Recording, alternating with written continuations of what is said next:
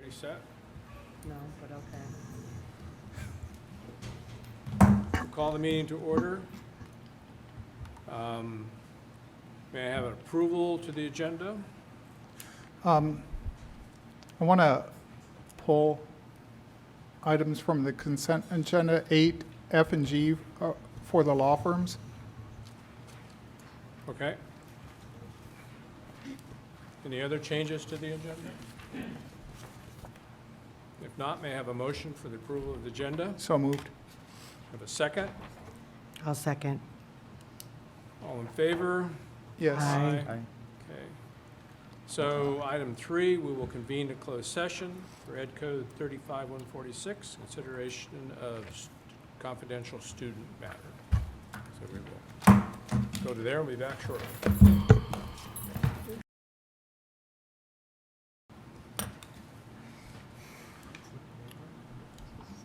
We'll reconvene to open session. No action was taken in closed session. So tonight we have the honor of Kiarna Milano, a 5th grader from Thomas Page Academy that's going to lead us in the Pledge of Allegiance. So welcome. Welcome, welcome. Ready, salute.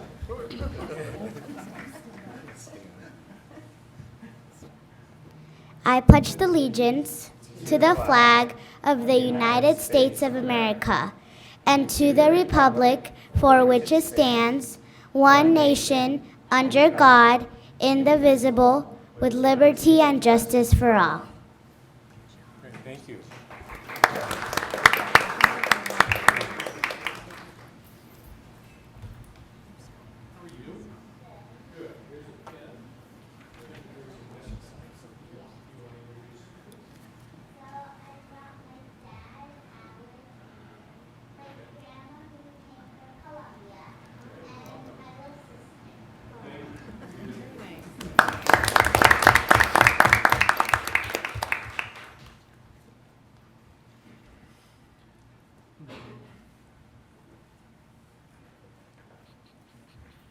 Grandma came a long ways for this.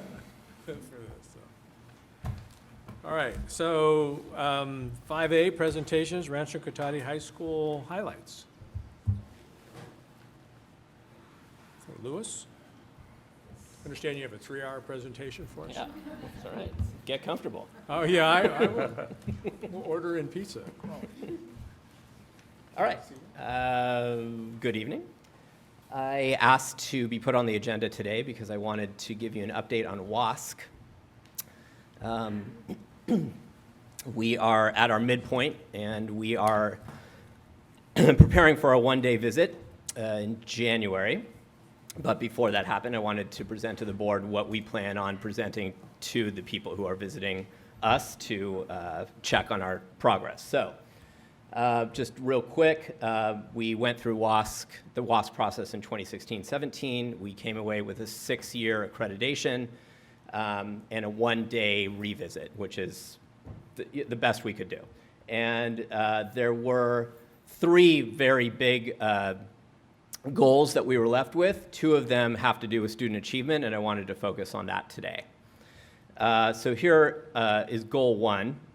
We were told to develop a curricular and academic system that had structures in place to monitor and assess student progress and responsibly support struggling students to enable all students to achieve at grade level standards. The second one was essentially to create professional learning communities in order to basically, with the data from goal 1, they're saying, we want you to create professional learning communities. So they're very aligned, those 2 goals. This is essentially the system that came out of that work and what we've been working on for the last 3 years.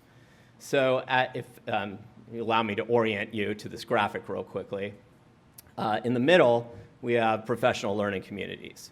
And these are groups of teachers who teach similar subjects. And they meet now twice a week because of the structural changes that we've made to our our Bell schedule. They worked first on creating curriculum maps, or essentially roadmaps of essentially everything that they would teach. The reason for doing that is twofold. One is that as students enter and exit classes, they should essentially be not lost, right? So if they go from English 9 to English 9 and another teacher, it's the same stuff. The other is it helps us develop common formative assessments. And what that means is that we are able to essentially ensure that a student will be able to know and do X across the curriculum. So it's not because they're lucky enough to get the good English teacher, it's because they took English, that they are able to do and know something. And we are going to define what that is, and we're going to make sure that they know it. And so the common formative assessment is a way for us to check in and see if that the student knows exactly what it is we hope that they know. And if they don't, then we have some time to do something about it. And that is the essence of formative thinking, that there's, like, we're just checking in, we're making sure that people know what they're supposed to know, and then we're filling in the gap if need be. All right, so once they give a common formative assessment, they meet together as a group to make sure that they're all looking at the same data, and then they're looking for best practices. So if someone has done exceptionally well in a targeted area, what did you do? And then they share that information with the teachers, and that's how they get better. So from analysis, there are solutions proposed, and that leads to the student support part once we've identified some gap. And that can take the form of a tutorial, a retake of a test, or teaching it in some new way. And so it's an iterative process, meaning that it's repeating over and over again. And the idea is to create enough common formative assessments throughout the year so that we are able to cover everything that they learn, and then we have a response when they don't learn it. We have some way of increasing student achievement. You seem like you're on the cusp of a question. Why don't you go ahead? I have a question. The common formative assessment, is that in the form of tests? What does that involve? So you see where the student is so that you know to go ahead with solutions. Yeah, I mean, so that's a great question, and the answer is mostly. And it really is very dependent on what domain we're talking about. So for metal shop, is it necessarily written tests? No. But there's a skill that is being developed, right? And so there should be some sort of feedback in terms of whether or not that student has learned that skill. So English would be some sort of a test that they can master that information, and if they can't, then you look at the solutions proposed based on where they're struggling. Okay. Correct. Okay, thank you. All right. I want to talk real quickly about formative feedback in general. So there are two studies that I want to highlight. They're both essentially a meta-analysis, meaning that researchers looked at studies across a domain. So meaning like they looked at hundreds and hundreds of different studies that took place in different schools, different classrooms, different environments, different times, different places. And then what commonalities or what conclusions could they draw from that? And that is a really powerful way to conduct research, because there's people who have done all this footwork and come up with different conclusions, but if you can see generalities across all of that, it's more likely to be true. And so the last bullet point in particular, John Haiti, who is a researcher at universities in Australia, conducted a meta-analysis of 8,000 studies, and his single conclusion was that the most powerful single modification that enhances achievement is feedback. That is a very, very powerful finding. And so in other words, like he's looking at all of these different kinds of interventions for education, and he's saying, if you have formative feedback, that is more likely to lead to student achievement than almost any other program or method that you can have in place. And so a lot of what is driving our work is this idea of converting into a formative mindset. Real quickly, this chart here captures, this is a summary of a lot of different other studies. And what it captures is that the more feedback you give and the more opportunities you give students to repeat something or do it again or learn from essentially the feedback, the greater they do. And so really profoundly shocking is just this idea of giving a right or wrong answer without an explanation actually has a negative effect on achievement, because a student who's failing is only being told that they're failing. And so there's no feedback about why, and there's no chance to make it right. And so as we go down this line where we have, explaining the answer, really fully explaining it, and or giving them the chance to do it again, we see a plus 20 increase in student achievement. And again, that's a very powerful finding. So like plus 20, what is that? Like percentage or?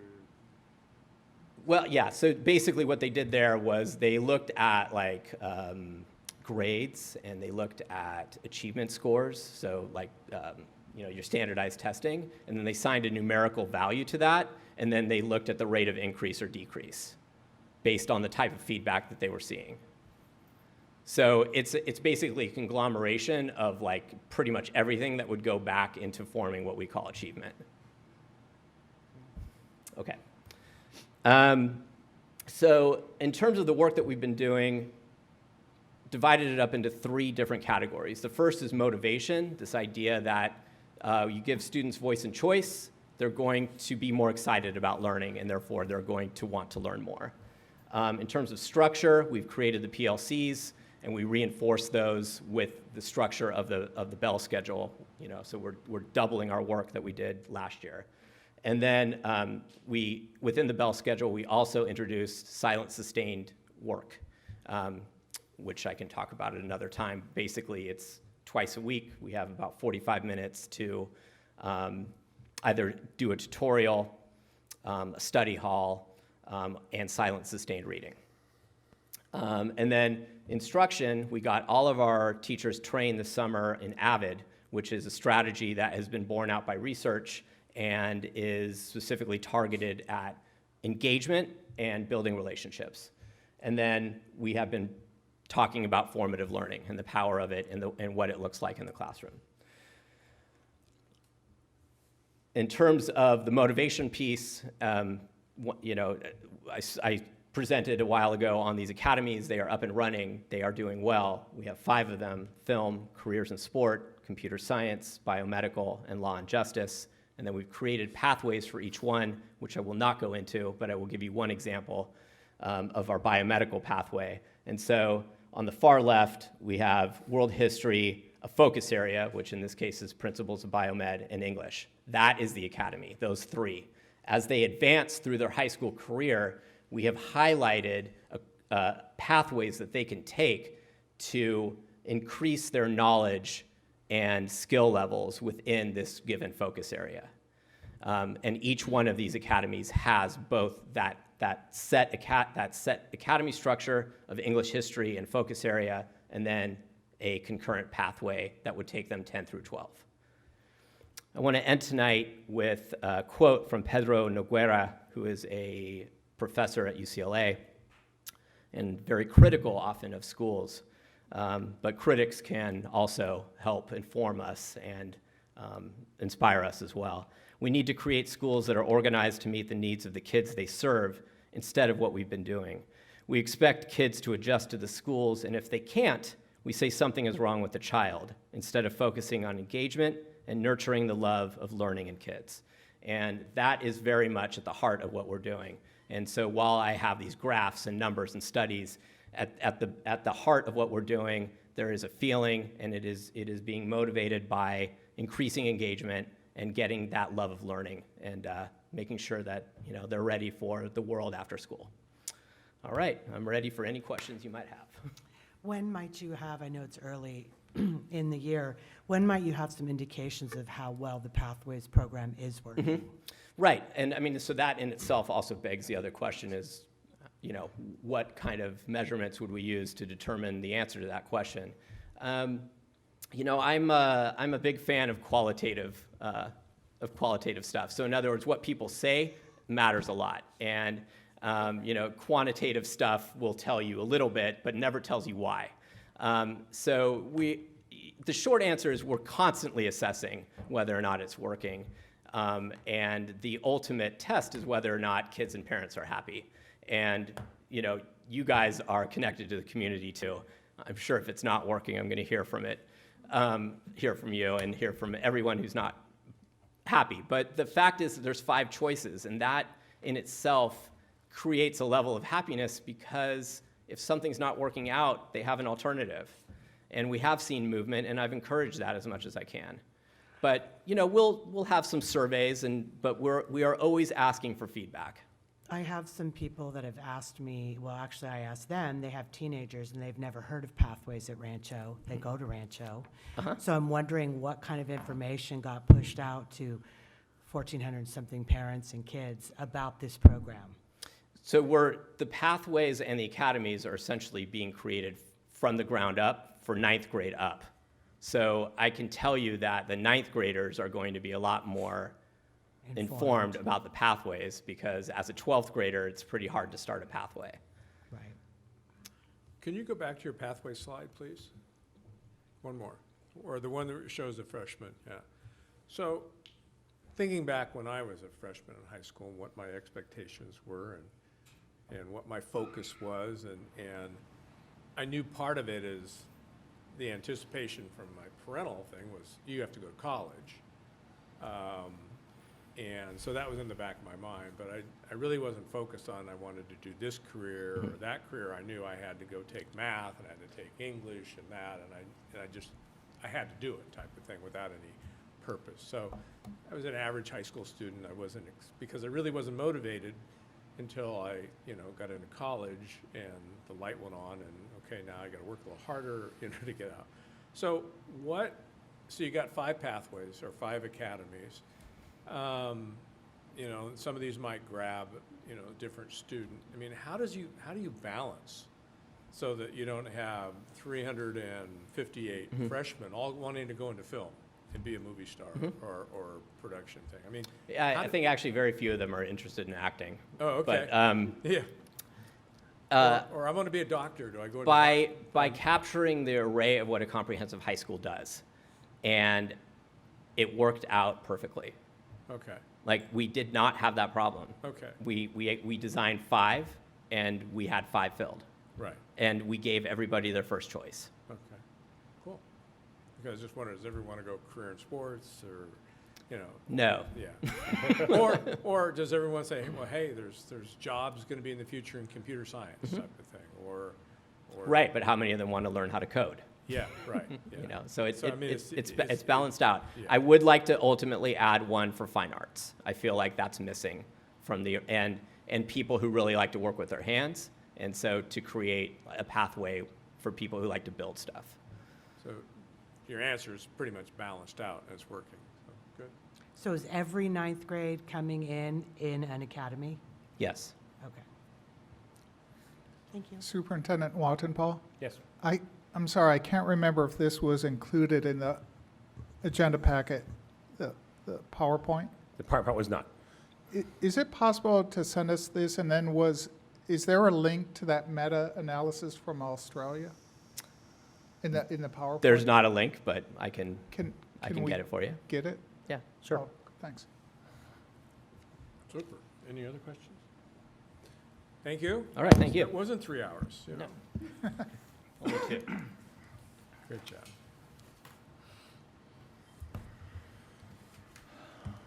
So the next is public comment, item 6, not on the agenda. So this one not on the agenda. That's agenda.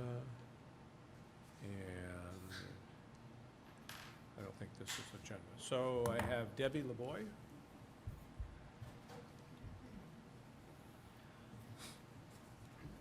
Well, good evening. I'm Debbie LeBoy, and I'm, as a reminder, a former student in this district, a former parent in this district, and now I'm coming as a resident of Rohnert Park, and just a person who's just very eager to see what's going on in our education and find it really important and love what's going on here. I just want to start out by saying that was an excellent presentation, Mr. Gansler. Thank you so much. How exciting those pathways and academies are going to be. Awesome. And I also want to acknowledge, I love the fact that we bring in our students to do the Pledge of Allegiance. I think that's a wonderful thing. It's a win-win for everybody, the family, for the students, and for us who are here to hear it. When I'm up at the podium to acknowledge is that it's Constitution Day today, September 17th, in 1787. So 232 years ago, the Constitution was ratified and brought into the world, and it's one of the longest constitutions in any country. And it's an amazing document. I meant to bring it with me to show you how we all know that pocket constitution, how small it is, and yet how important it is, and how it instructs from the 7 articles in there. Article 1 is for the legislature, Article 2 is the executive, Article 3 is the judicial, and there's 4 more articles plus 27 amendments, the first 10 being the Bill of Rights. It's just an incredible document, and I just wanted to acknowledge it here tonight that today is Constitution Day. Thank you. Thank you. And then Matthew, I can't read your last name. Joy, okay. Hello, can you guys hear me? Yep. Great. My name is Matthew Choi, and I'm a Tech High graduate of the class of 19.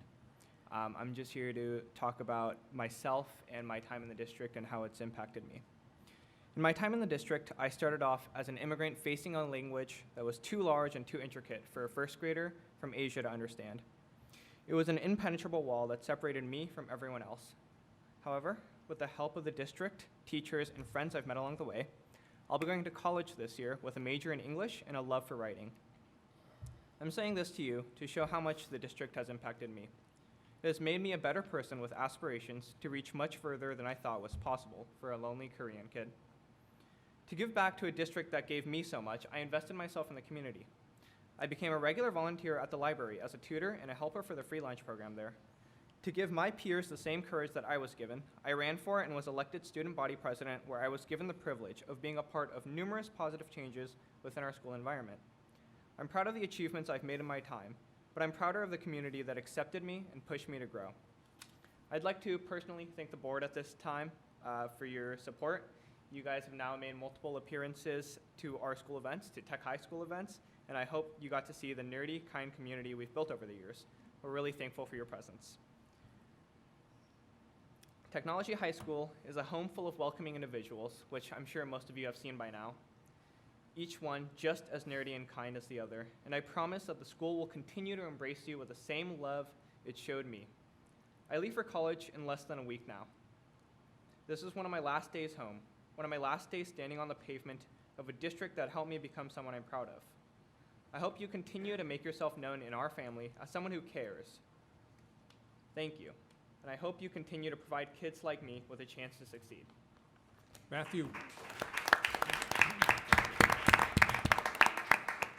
Matthew, you're going to what college? I'm going to UC Santa Barbara this year. Oh, okay, because some of the colleges have already started. It's one of the later, so. I'm a little late, all my friends have gone off, but Yeah. you're waiting. Well, congratulations and thank you and good luck. Study hard. All right, so we will go to communications. So we'll do student board member reports. We'll go the opposite direction we did last time. So we'll have Tech High first, I believe, right?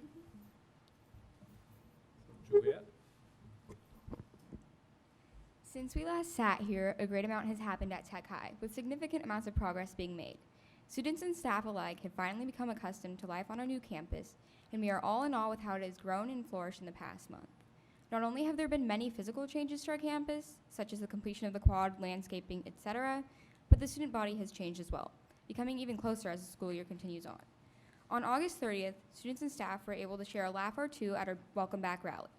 Students who had a wonderful time playing a school-wide Kahoot and witnessing a hilarious round of Who's Most Likely To amongst a handful of our beloved teachers, which caused excitement amongst both staff and students. We were also fortunate enough to be able to watch our talented custodian, Charlie, play his guitar for the entire school, which was quite a treat. This event helped our school community bond, which was reinforced that night at the Welcome Back dance. The Welcome Back dance proved to be a hit. Many students showed up and had a wonderful time dancing, hanging out with friends, and meeting new people. The best part about this event was the fact that we were able to hold it outside in the quad, which is something that we have never been able to do before. The dance turned out to be just the right way to celebrate our move to a new campus and to kick off the school year, as it left many people excited and talking about it for days. A few weeks later, we would introduce parents to our new home at this year's back-to-school night. For the second year, we opted for an open house style rather than the traditional scheduled class period meetings. This allowed parents to tour the campus, talk with teachers and faculty, and just generally learn about Tech High as a whole. While parents were learning about their children's classes, students were able to come and hang out with friends or purchase Spirit items from our brand new Spirit student store. Feedback from parents and staff has shown that the evening was quite relaxing and enjoyable, and it was wonderful to be able to see the Tech High community coming together and being able to witness what our school is all about. That Friday, September 6th, students were able to explore a variety of clubs during lunch at our Club Rush event. There, they were able to find new interests and fuel their passions as they joined new clubs. This created a sense of inclusivity amongst the student body as they met others with the same interests. Very significant, at Club Rush, we had 17 clubs interested in forming, which is the most that we have ever had.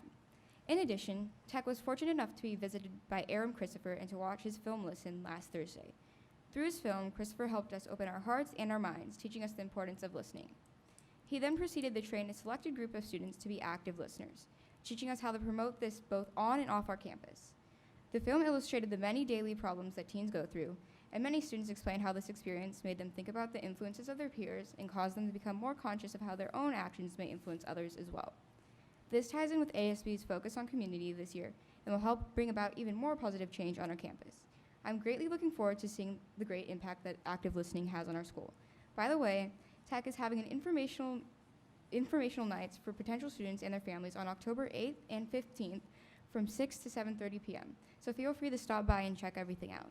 Thank you.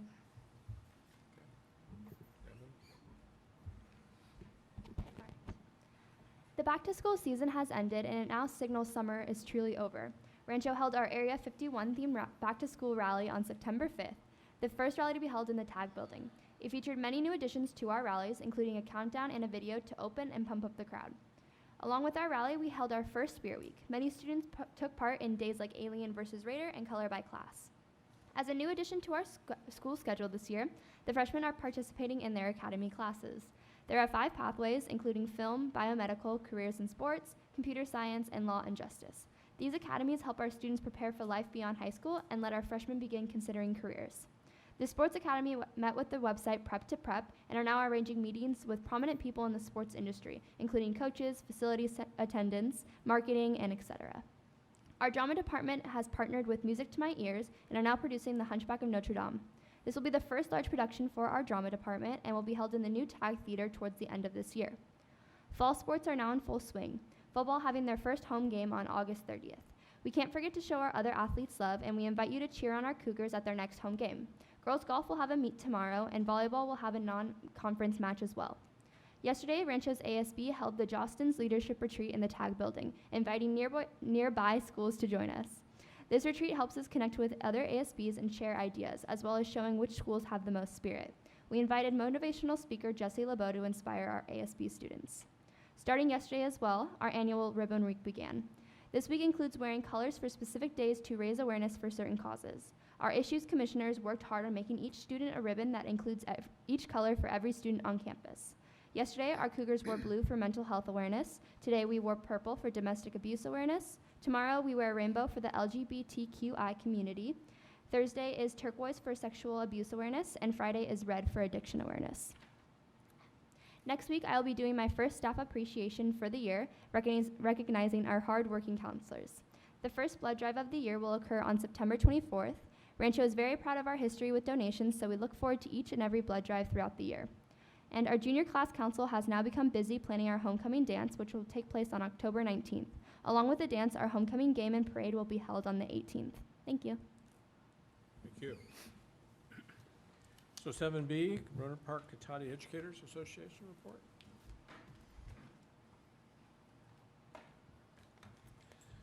Tonight I thought I would focus on not the academics of what's going on, but a lot of wonderful things that are happening in our school to help create good academics. So we've held the back to school nights.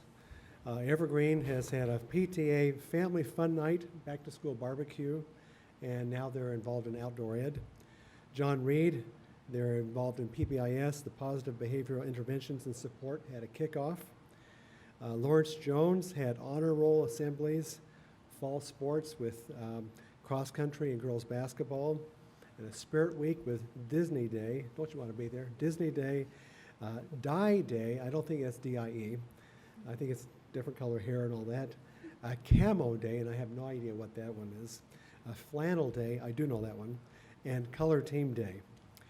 Marguerite Hahn, the teachers were able to get rid of their ancient Chromebooks and have them replaced with new ones, thanks to our IT department, and they're very excited about that. Monte Vista has been doing a positive referral form for students. They are recognized for the 4 agreements of being safe, being kind, being respectful, and being responsible. They come to the office and they get to sign a proud principal poster. Then the students get their pictures taken, and it is they're showing up in the weekly newsletter, and the students are really loving that. In addition to what's been mentioned about Rancho Cotati, they've had the club rushes and the Spirit Week. Richard Crane has had a pajama day. I think I'm going to get transferred to another school. And the Topping Tuesday. Tech High, we had our first dance at the site, and you should see some of the pictures. Quite a thing. And then, as was mentioned, the film on Listen. Technology Middle School, the girls basketball team won their first game, and I understand that there was quite a shout out that, in fact, it goes on. Thomas Page launched its electives for the middle school age, coding and robotics, STEAM yearbook, drama, debate, exploration of the arts, and student leadership. And then finally, La Fiesta, an ice cream social, a walkathon, and Cal Skate Night. All of these help us with our academics if we can get that strong spirit there. Thank you. Thank you. So 7C, receipt of official correspondence. 1, the Sonoma County Office of Education budget letter, or education budget approval letter, and 2, the 2020 Local Control Accountability Plan approval letter. So the two are connected. The county office has fiscal responsibility to approve our budget, which they have reviewed and approved. And then the budget supports our local control accountability plan, which they also have reviewed and approved. We received approval letters for both those documents. Great. Oh, Superintendent Wattenpaw, I just have one question about the letter about the budget, and I'm not sure if I'm remembering correctly, but wasn't there something in there about, I think it was about halfway down, about more regular monthly or some type of regular monitoring of ADA enrollment? I'm going to look to Robert as our. Oh, Yeah, I think part of part of that obviously is with our declining enrollment that we've had, they want to make sure that we're continuing to monitor our enrollment and what those impacts will be on the budget. One of the things they did is talking about how we took what we felt was a conservative approach, and we used flat enrollment to kind of for our budget projections. So what we will be doing with the first interim is we're going to be going back and doing projections now that we know kind of where our enrollment is, and that we're continuing with that decline. okay, so to clarify, because I know that Trustee Gillis several times has asked for closer monitoring, so will this be something that will be regularly reported to the board now, this more regular monitoring? Are you referring to the attendance and enrollment? Uh-huh, Well, we do give monthly enrollment reports now. yeah. So you'll, on a monthly basis now, we kind of see where our enrollment is and whether we're continuing with the decline.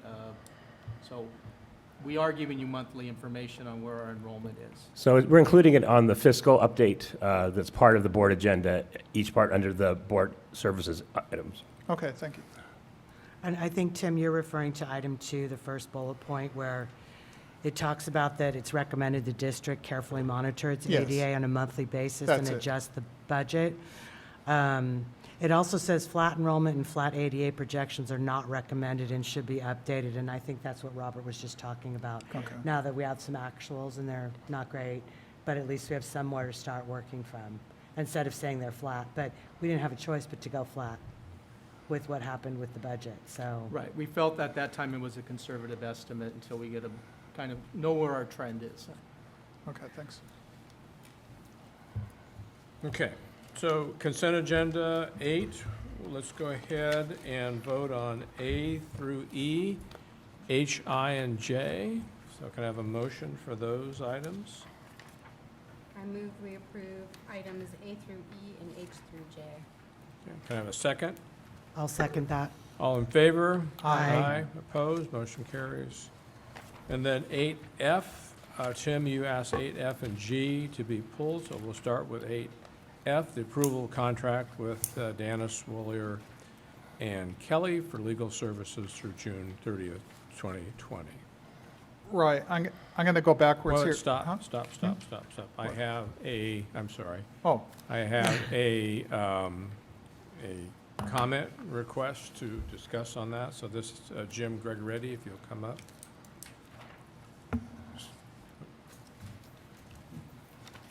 How's it going? My name is Jim Gregoretti, 1197 Cielo Circle here in Rohnert Park. I teach 6th grade math and science, 8th grade study skills at LJ, and I've been on the bargaining team for the last 4 years. And I'm going to try to make this as quick as possible because the Giants and the Red Sox are tied at 5-5. And the San Jose Sharks are playing the Anaheim Ducks, and I want to watch them pound it too. So first of all, I'd like to take a moment to welcome our new superintendent, Dr. Michael Wattenpaw. Thank you for guiding our district during this year, and I look forward to working with you. So when I heard the district was considering naming DWK as their legal counsel again this year, I just wanted to inform the board about some interactions that our union has had with DWK. DWK sat at the bargaining table and in place of former Superintendent Haley on negotiations with RIPSIA. Having been at the bargaining meetings with the district's legal counsel on several occasions, there was an atmosphere of condescension and intimidation instead of collaboration and goodwill. DWK also represented the district on 3 cases, 2 against a RIPSIA unit member and 1 against a trustee sitting at this board meeting tonight. The first case was an arbitration back in 2016. The unit member was the union president. The unit member had requested their schedule to have a 4th period prep and have 5th and 6th period off in order to effectively do their union duties and be able to visit other campuses during their lunch break without having to return to school. Instead, the principal assigned her 1st and 2nd period off for her union duties with a 3rd period prep, stating that there was no way to adjust the schedule to accommodate her. She had to wind up continuing that same schedule for the duration of the year.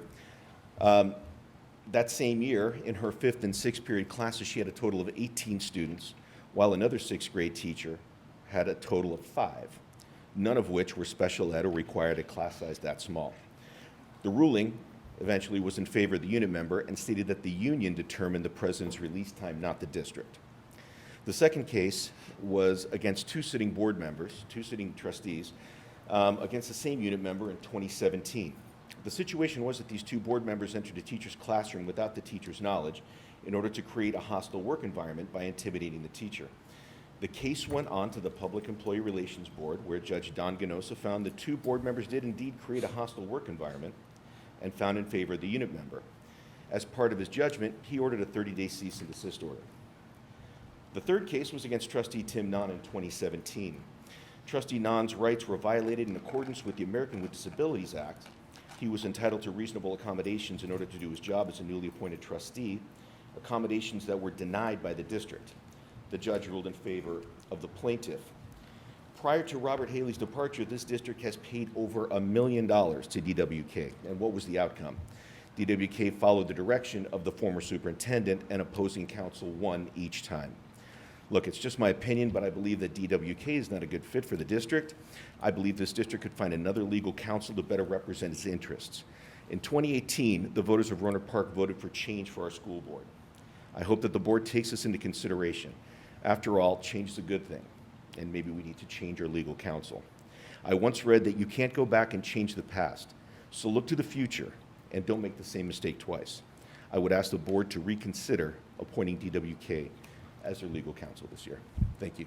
Great, thank you. Okay, now Tim? yes. I want to go backwards, starting with the 3 Fs, and I'm not sure if that's the right way to refer to them, but I can't remember all 3 Well, Fs. we're discussing right now the... DWK? Yeah, the Oh, okay. 8 Fs. Oh, okay, sorry. So then we will discuss All right, thanks. the G after that. I have complete confidence in Superintendent Watton Paul's ability and determination to work with all three unions with respect and dignity and fairness. I have no doubt that he will do this. And so I'm not talking about going forward and whether or not DWK would be used in union negotiations. So I just want to start by saying that. So this is in no way a reflection of Superintendent Watton Paul's professionalism and long record of working with unions in a collaborative way. But in all good conscience, I cannot vote for a law firm with their 7-year history of working in a non-collaborative way, I'll put it that way, to say the least, with our unions and reward them with more money. I have no doubt that Superintendent Watton Paul will not spend $250,000 a year on legal fees, unnecessary legal fees, because of the excessively litigious nature of the relationship between the former superintendent and DWK. So, but you can't just say that a law firm is a neutral object, like a tool, like a hammer, and in the right hands, that tool will be used in the right way, because there was active complicity and enthusiasm in dealing with our unions in a way that created real harm. I'm talking about real harm to people's lives. Their careers were cut short. In many cases, I've talked to many union presidents and negotiating members and careers that were cut short. People devoted themselves to the students in our district and were treated in a way where they were essentially forced into early retirement because of treatment, and others who had to deal with the type of treatment that caused medical problems.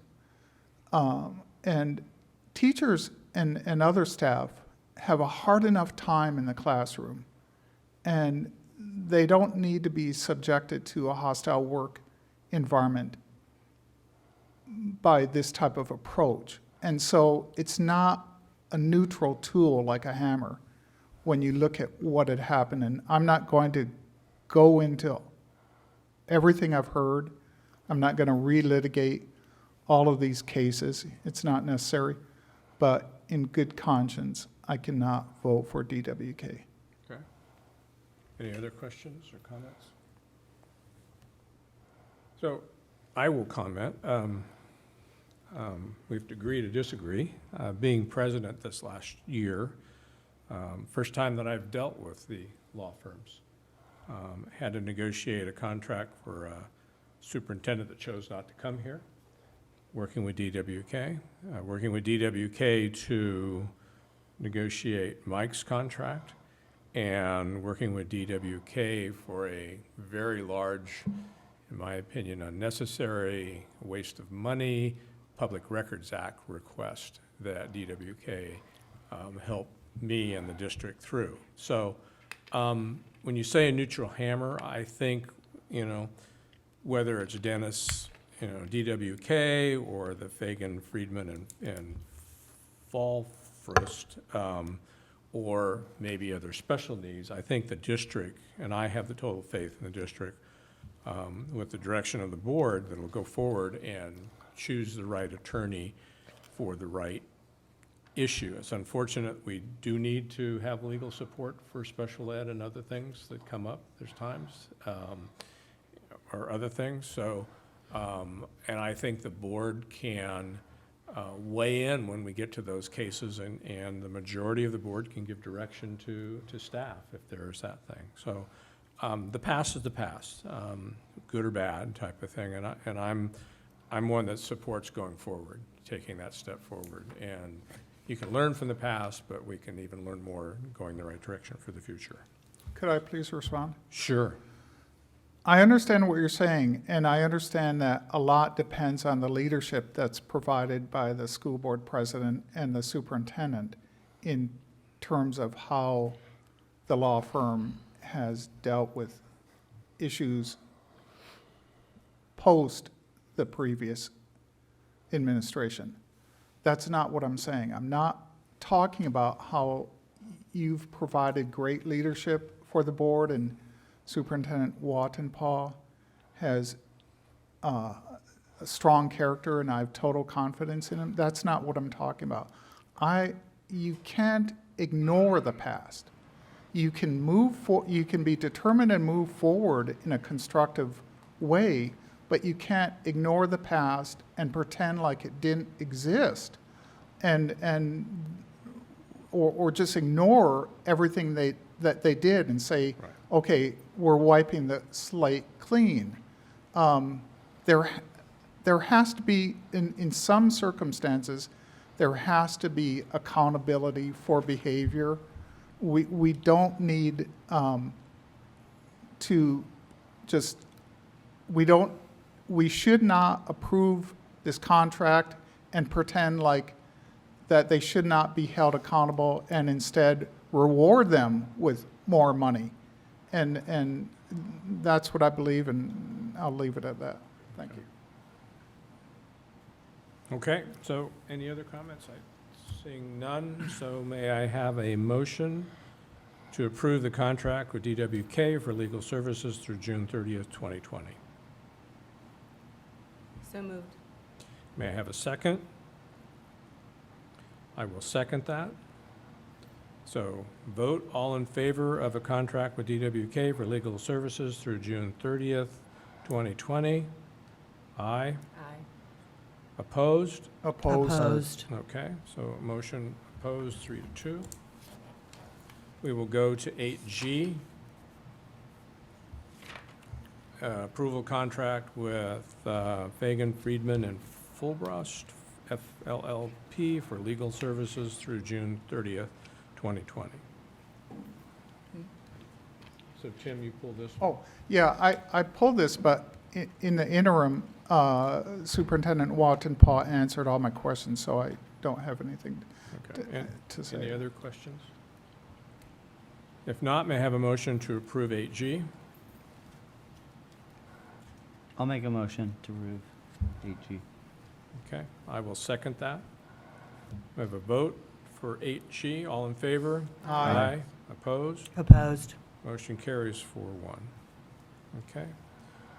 So we'll go on to Education Services. 9, public hearing regarding Sufficiency. sufficiency of instructional materials. So I will open that public hearing, right? Seeing nobody, I will close that public hearing. And any questions regarding this? If not, may I have a motion to approve? Right? Or is that the only action we have to do is a public hearing? And then we'll go to B, will be the resolution. So we open and close the public. So 9B, Resolution 1920-4, determining sufficiency of instructional materials. I move that we adopt Resolution 1920-4, determining sufficiency in instructional materials. Have a second? I'll second that. Roll call? Yes? Yes. Yes. Yes. Yes. Okay, 10A, ratification of personal action report 1920-2A, certificated. Any questions on that? Seeing none, may I have a motion for the ratification of personal action report 1920-2A, certificated?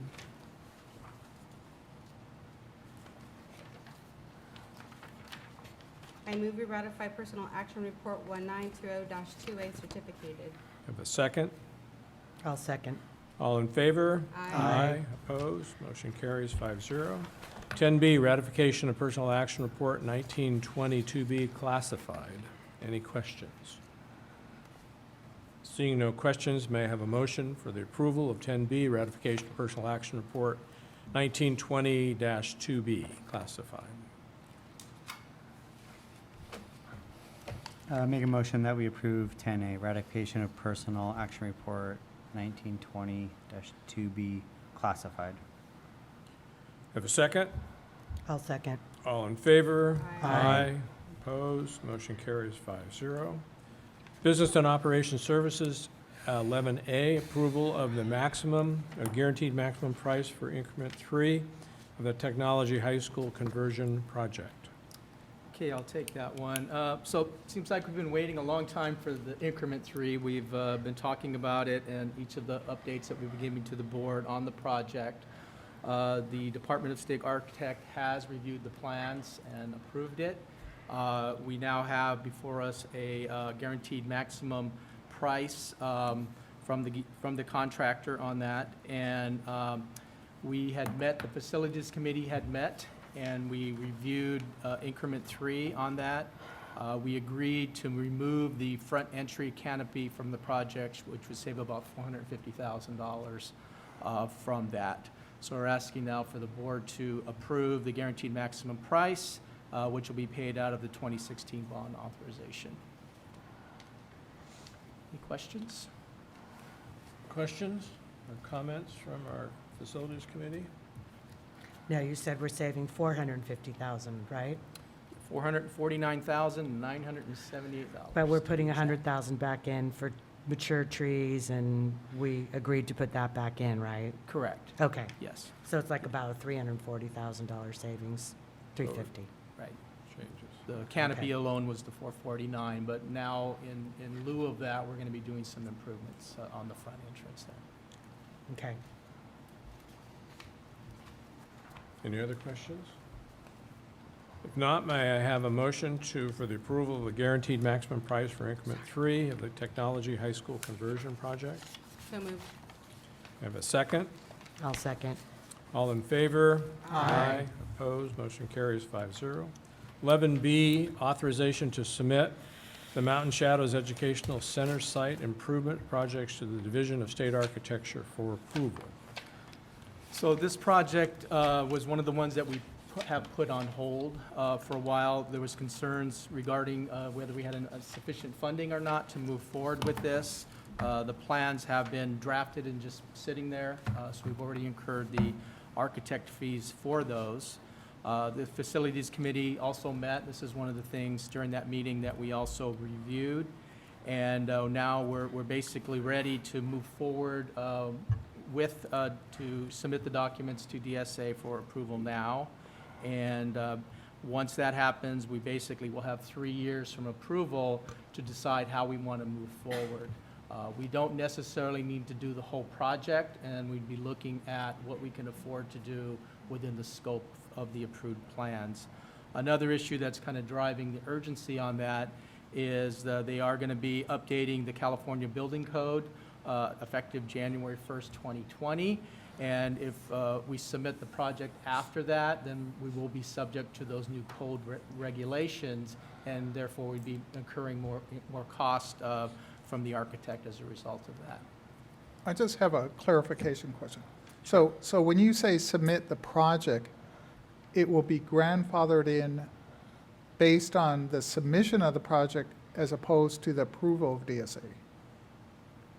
It'll be submitted to the Department of State Architect as it is now, and it'll be subject to the codes, the current codes now, which are from 2016, I believe. Yes, but what I mean is the grandfather clause contingent on DSA approval before the new codes take effect?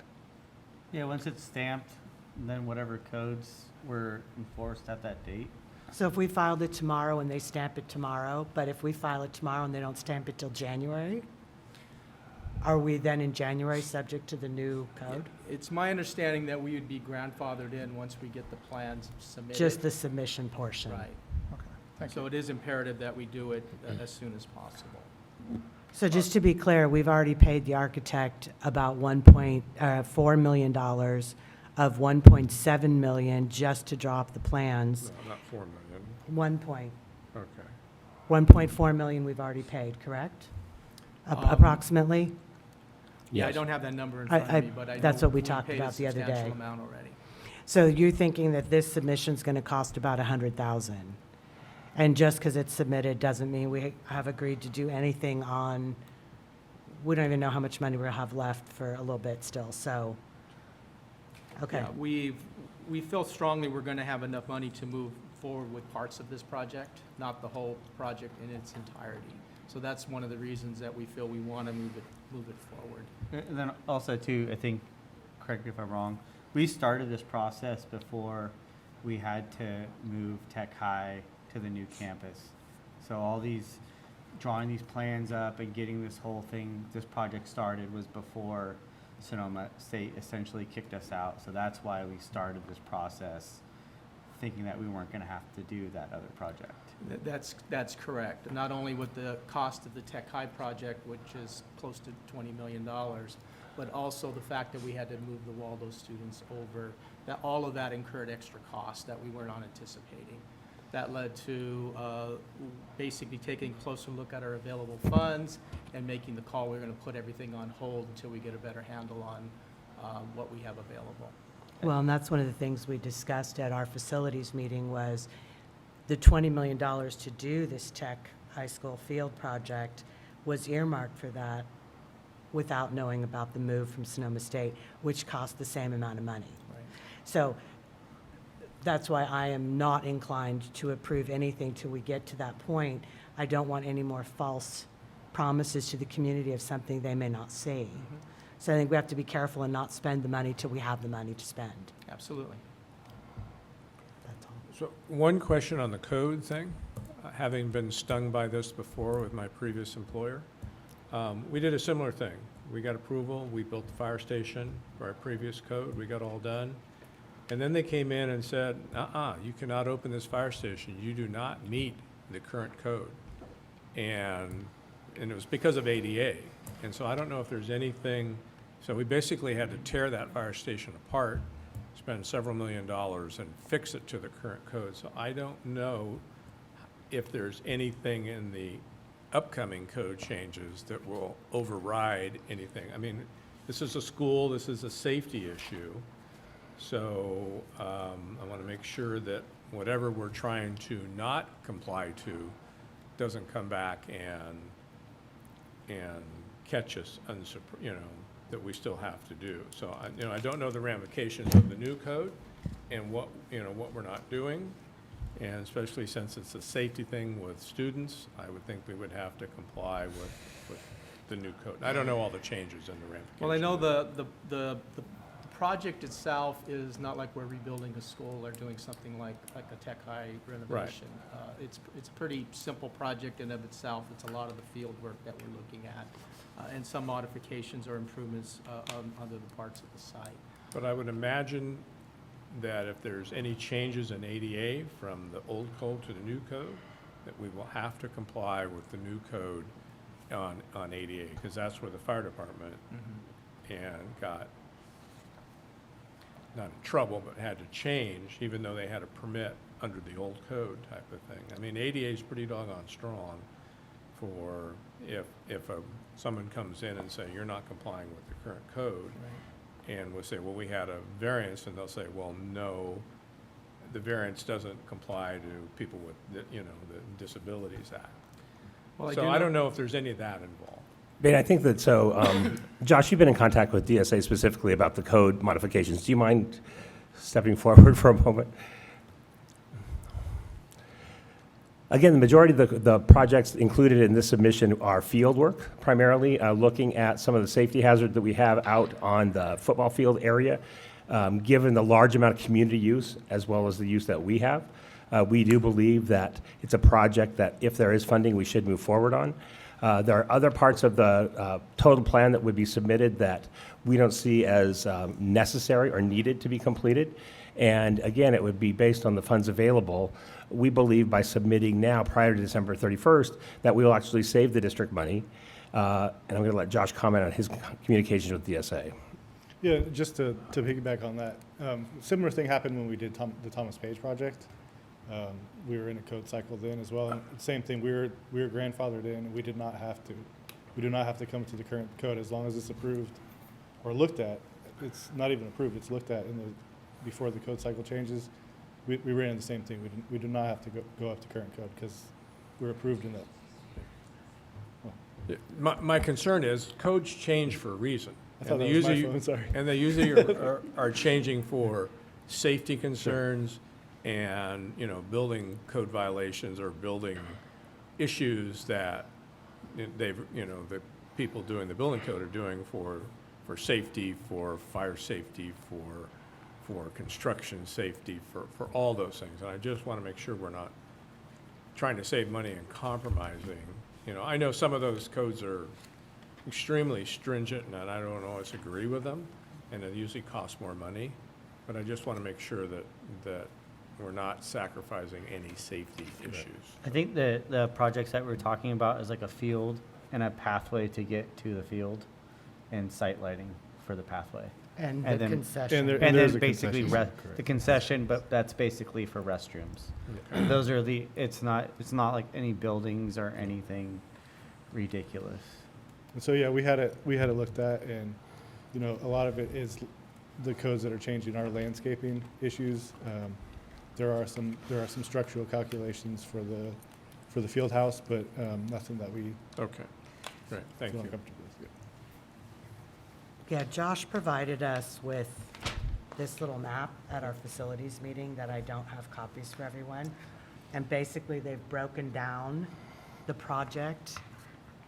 I don't want to call them increments because that's a bad word, but he's broken them 13 down different. into, I think, 13 Yeah. different sections, and that's based on his suggestion of what we might want to do. And so the board can now look at different pieces at different costs once we get there, next year or whenever.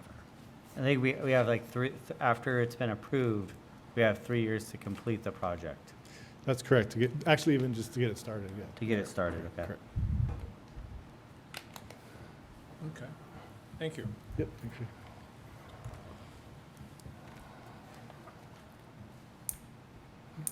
All right, so, 11B, I need a motion then, if there's no other questions, for the authorization to submit the Mountain Shadows Educational Site Improvement Projects to the District of State Architecture for approval. So moved. May I have a second? I'll second. All in favor? Aye. Opposed? Motion carries 5-0. 11C, approval of the 5-year Remote Operations Service Maintenance Agreement for Network Infrastructure with Development Group Incorporated. Okay. So the district, we're currently in the 5th year of a 10-year network infrastructure cycle. At this point in the life cycle, the support and software platform licenses will need to be renewed to maintain the functionality of the district network systems. So right now, we're looking at about a initial $150,000 in licensing, which is due for renewal in October. And then in the following year, we're looking at about $1.5 million estimated cost next year. So we do have our preferred vendor, the vendor that we're using, DGI Development Group. They've actually came to us with a different model that they're looking to do, and it's more of a subscription-based model, meaning we would have to be paying a monthly fixed cost as opposed to coming up and paying a lump sum. So next year, we'd be the $1.5 million. This would be starting now and start being paid out over the next 5 years. We would not have to pay the $150,000 in licensing that's due now. This also means it'll really help us with our cash flow as we continue to monitor that. We are looking, as we have in the past, to pay for this through our bond funds. But with that cash flow and the smaller amounts, it'll be easier for us as our budget gets in a little better shape to start moving some of these costs into the general fund. It'll be easier to monitor that. So we have the agreement here, basically looking and asking the board to approve that 5-year extension for 5 years through 2024-25 school year. And also, Robert, wouldn't that also include, they said that they were going to repair any of the infrastructure, basically warranty the infrastructure Correct. as it comes up? Correct. And some of this, and some of the lifespan of some of the equipment's coming to that point anyway, so this would handle, we won't have to have any additional monies to make those repairs or upgrades or So a lot of our upkeep. switches, they're not quite at their life cycle now, but if they start to fail within this 5-year period, they will replace it as part of this agreement. So we could have some savings with that alone, just with the equipment as it starts to age out. So they'll basically be overseeing we will still manage the network, but they're gonna be managing the service agreements for that. They're also available if we have calls, we have problems with our network, they'll be readily available to help us work through those problems. And that was on that. unlimited, correct? Correct. And then the previous agreement we had was a very small, limited amount of hours that we burned through pretty quickly. Right, and then is at well over $300 an hour, I believe, was the cost for that. So we really feel this is a good thing. We like the direction that the vendor wants to go with that, and it'll benefit the district in multiple ways. So at the end of 5 years, we either have to find another vendor or we still have to go with them. So basically, we're looking at $26,000 to $30,000 a month, just indefinitely, just to keep the network running. So that will have to come out of the general funds after 2024, because we won't have the bond money to pay for it. So right now, this is going to come out of bond funds. Correct. And the bond funds, I think we agreed, or we talked about, that we need 4.2 million in the next 4 years through 2024 to repair and replace, replace all the IT items, Chromebooks, iPads. But we didn't have where did Josh go? We didn't have the Visios on that spreadsheet, right? So it was like 4.3 million. So I'm hoping, once we sell the Series D bonds, that we're going to take $5 million, put it aside to cover IT for the next 4 years. I think that's the goal. Right, as we discussed in there, we're really looking at it on a big, these are all of the commitments that we have. These are the things that we need to do with the available resources. How do we make that work over the next 4 to 5 years? And including the projects, for instance, the one we talked about tonight for Mountain Shadows. Yep, I just want to make sure we sequester that IT money. After all, I mean, we've probably spent $12 million or more, 15 maybe in the last 7 years. So we have to keep it up, and it's going to cost a lot of money to do that. When we get it all together, and you got a sneak peek at it during the facilities meeting, I think, I feel pretty good about where we're at with it, but we need to finalize where we're at with available dollars, capture any savings from existing products.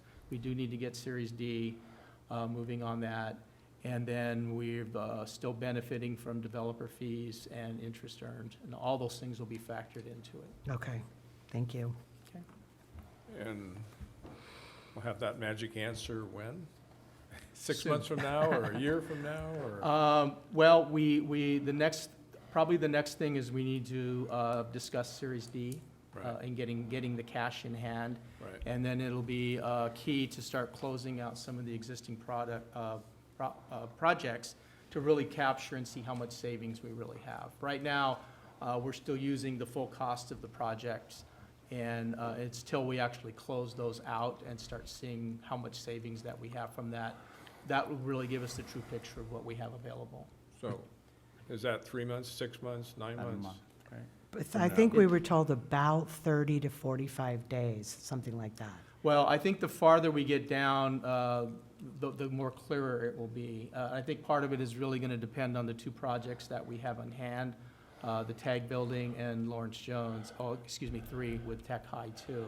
The farther we get with payments on those, we'll get a little bit clearer picture.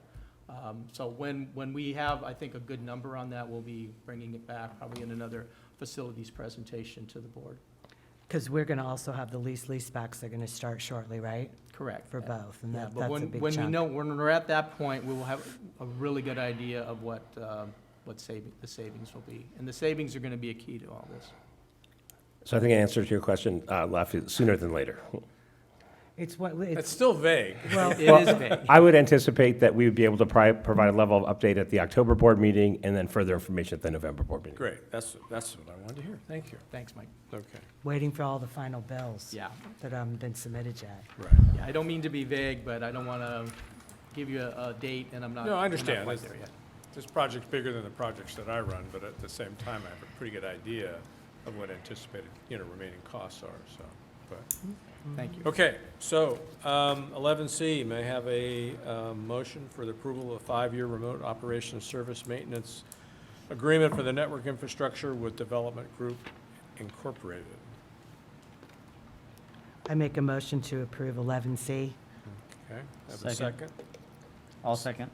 All in favor? Aye. Opposed, motion carries 5-0, I believe. Thank you.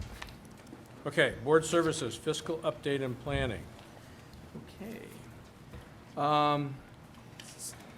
First item we have is the 2019 budget. So we have the budget summary as of October 31st, 2019. That is our 1-month snapshot of the changes in our budget from July 31st to August 31st. You'll be seeing these, obviously, we've talked about these are to be coming on a monthly basis, and there'll be some things that are pretty consistent in there. So when I talk about them, I'll just kind of, I'll give you a little bit more now, but they're going to be pretty much the same things month in and month out. A lot of the things we get with the local revenue change on that are things coming in from our schools, a lot of donation monies, those types of things that go in. They're basically, a lot of those are pass-throughs.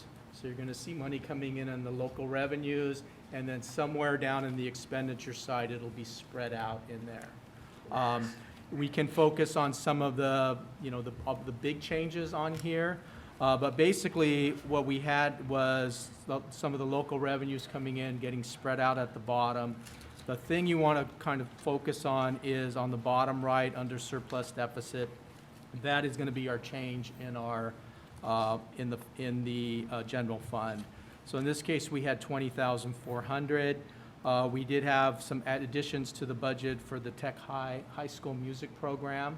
We did not have like the same allocation that we give to the other schools, about $6,500. And then we had some therapists, the marriage and family therapist interns that we're doing. It's going to be paid through the casino project, casino dollars, and we had to budget $20,000 for those costs, and it'll be coming out of the casino dollars on that. So not a whole lot of activity. Starting next month, you're going to see a lot in here because we've now closed the books, and we'll start making adjustments to these numbers for things like carryovers and whatnot that are going to be moving into the budget from prior year, some of the balances on that. So Are we still negative, Robert? are we still negative? Overall, around 300,000-ish? Yes. Okay, Yeah, still deficit spending. okay. The last part on here is the beginning balance. This is still the estimated one at adopted budget. Now that the books are closed, once they're approved, next month this number will be updated to what the current balance actually is, not the estimate, and it'll be going up about $600,000. And I'll talk a little bit more about that in the unaudited actuals presentation. The casino dollars, was there a meeting that took place with them, It's funny you should ask. or not yet? Yeah, no, it's been a process. We've started the process with the tribe several months back, and we actually just got approval of it yesterday. So that'll be coming to the next board meeting to show you what the plan that the entities have approved, and it'll be coming to the board. Now, who was on that committee? There, by the bylaws of the agreement, we have 2 members of the tribe, 2 members of the district, and 1 neutral party. In this case, it's Judy Sasaki. from Sonoma State. And who are the 2 from the district? Dr. Wattenpaw and myself. Okay. and it was Dr. Rorick prior to that. So we kind of started it, and then obviously we've made the transition now. Okay. Okay, parcel tax update. So we will be presenting more detailed information to the board after the Parcel Tax Oversight Committee meets. We have our meeting scheduled for October 1st, and as usual, there's a full report back to the board on 18-19 revenues and expenditures.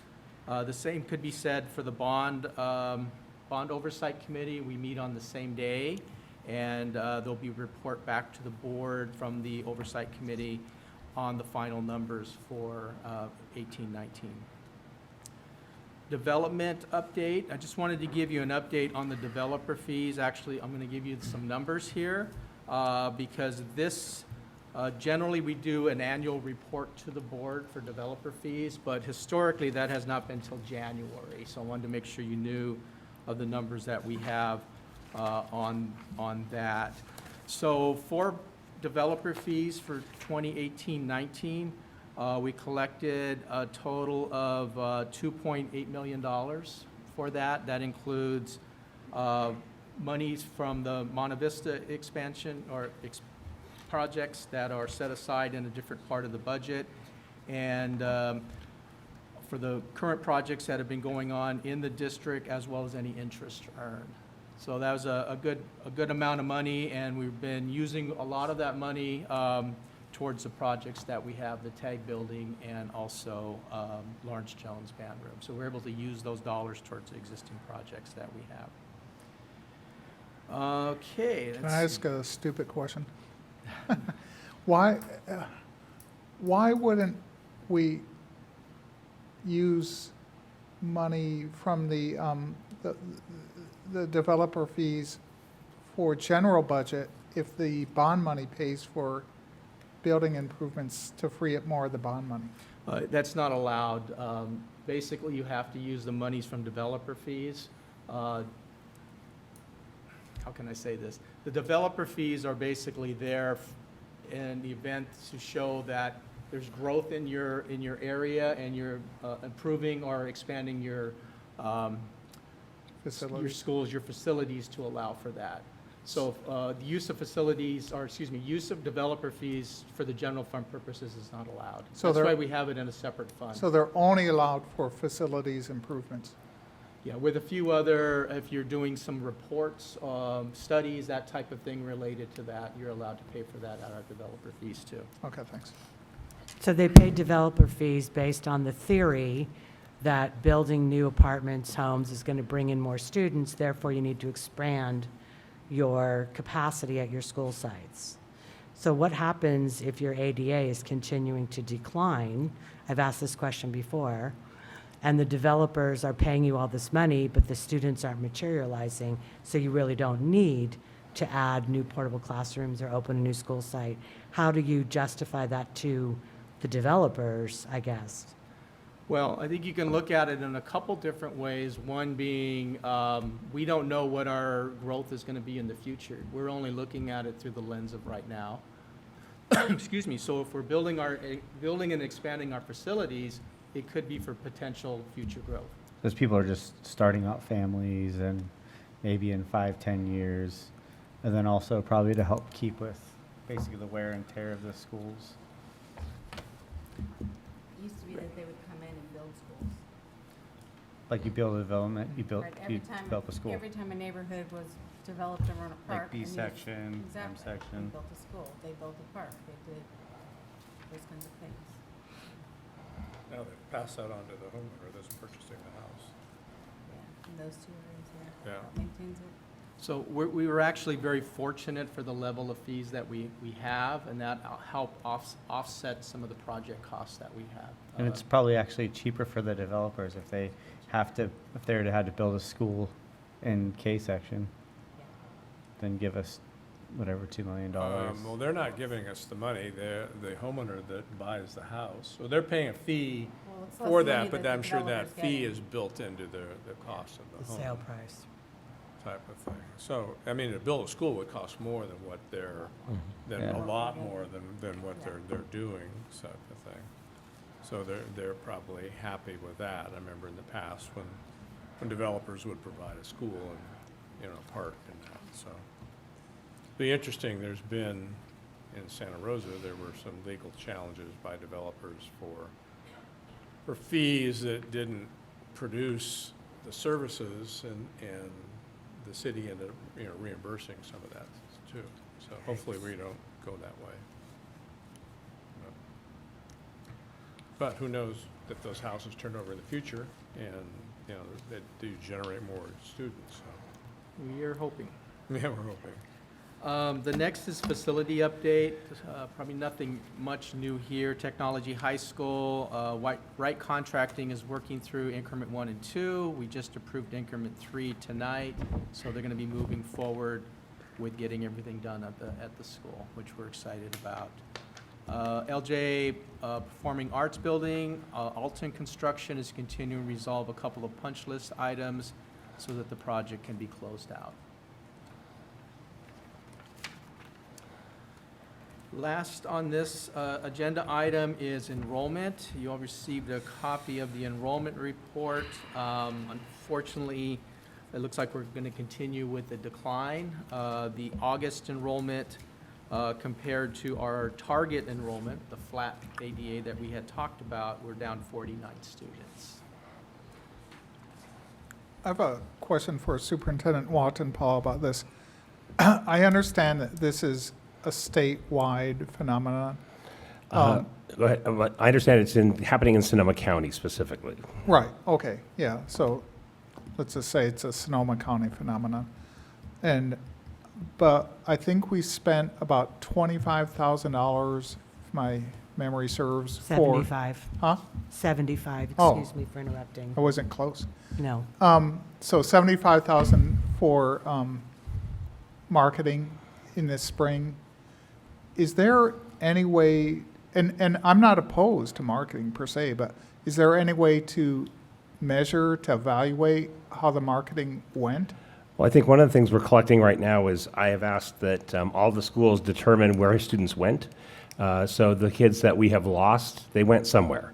So did they go out of state? Did they go out of the district? Did they choose to go to another district in Sonoma County? So getting that information first to determine where's our issue, really, to determine is it an issue with the cost of living in the community? Is it an issue with they prefer to go to another district for a particular reason? And so beginning to collect some of that data and then come back to the board and share that so that we can begin looking at, are there ways that we can address those issues? We may not be able to address the socioeconomic issues in terms of families that are choosing to leave the state. We do know there are a fair number that Oregon, Texas, and Nevada seem to be popular locations. People are relocating. So I want to get that information first so we can look at that and then determine, you know, what's really our best course of action and what are the key messages we need to be talking about. If it's issues related to families moving because of the cost of living, there's not a lot we can do about that. But if it's really about program or about the performance of our schools, there are things we can look at to do about that. Okay, thank you. So question, we're down 44 students? 49. 49. So how do we need to adjust and address the budget for the 49 students? Well, now that the books are closed, that's going to be our next focus. So we're going to kind of quantify that number.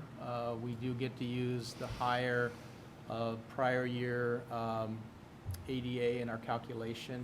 Sure. But when you're continuing to decline, you're using a lower number because it isn't the funded ADA, it's the actual ADA. So we're going to do that calculation in light of now having the books closed and see what the impact is on our LCFF revenues. Okay, so we will be talking more depth in October? Well, the first interim will be a really good opportunity because we'll be able to look at where we are with all the fiscal reports at that time, both revenues and expenditures, and we'll have a better idea as we project from that point of view what we think the second interim might look like, and then what, as we get further information about as we build multi-year projections. So our crystal ball is as shiny as everybody else's, but we hope that we're going to be able to bring that information back with the first interim.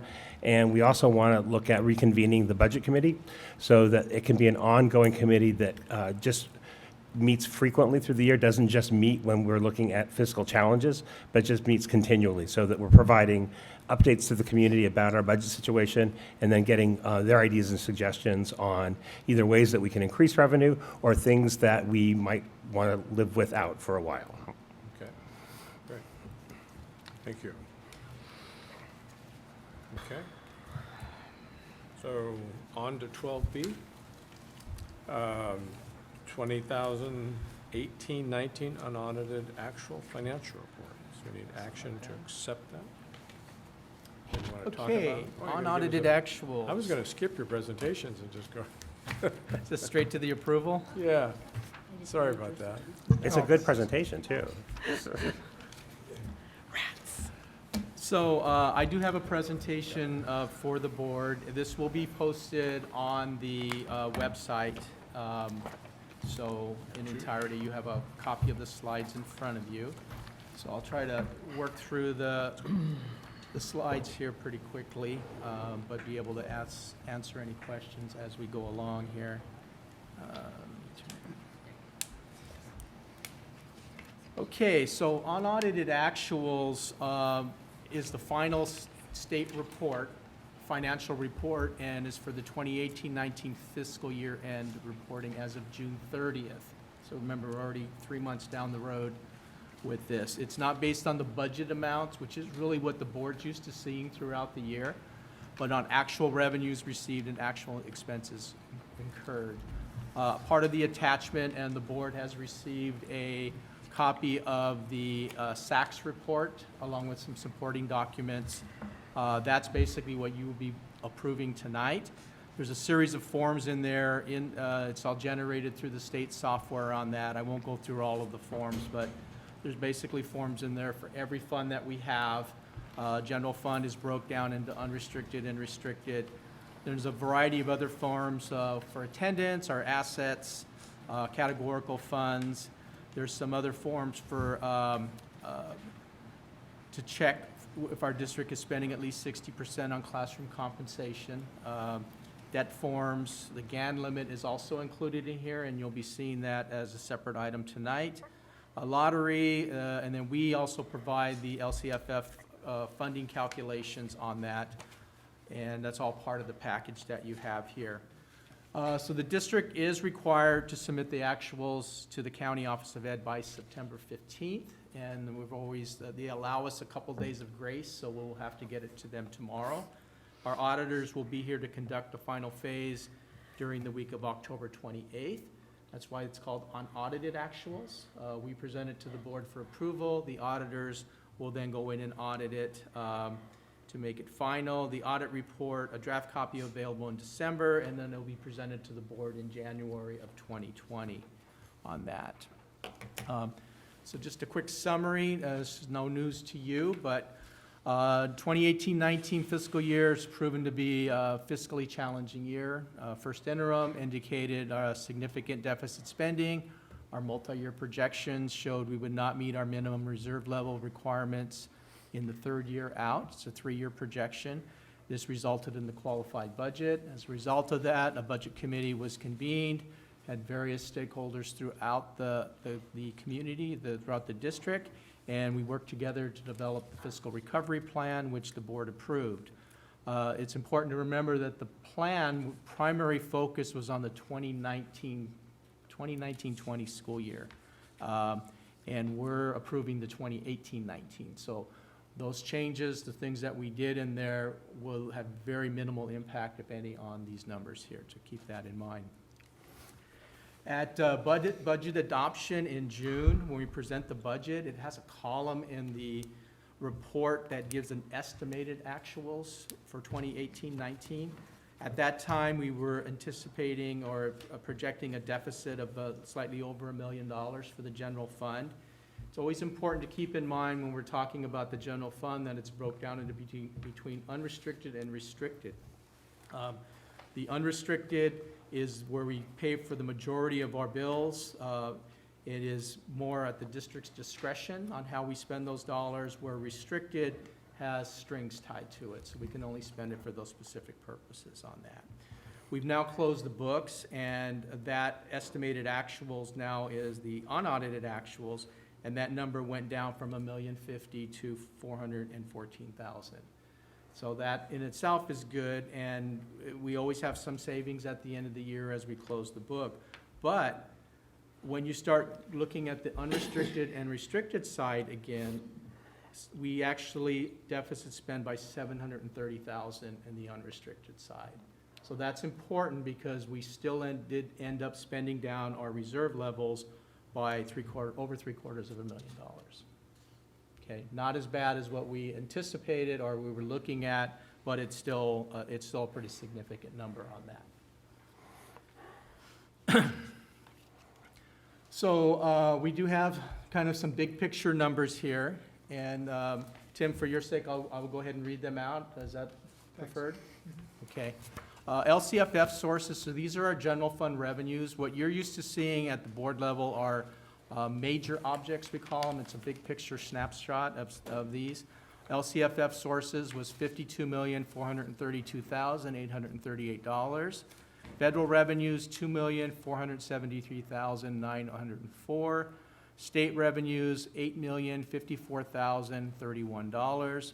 Local revenues, $7,092,852. And then we have transfers in for $600,000. Total revenue for the district then was $70,653,625.